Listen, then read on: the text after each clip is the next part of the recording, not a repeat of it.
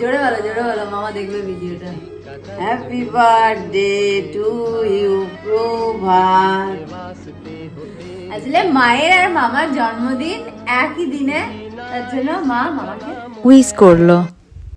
আজকে সেই মানুষটার জন্মদিন যে আমাদেরকে নুকিয়ে নুকিয়ে কমপ্লেন খাওয়াতো, যে আমাদেরকে মানুষ করার জন্য নিজের সারা জীবনটাই ত্যাগ করেছে।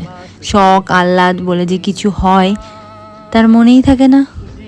এখনো পর্যন্ত আমার আর বুনুর কি চাই সেইটা ভেবেই থাকে। যদিও সব মা বাবাই হয়তো তাই করে, কিন্তু আমার মা একটুখানি বেশি স্পেশাল। হ্যাপি বার্থডে টু মা।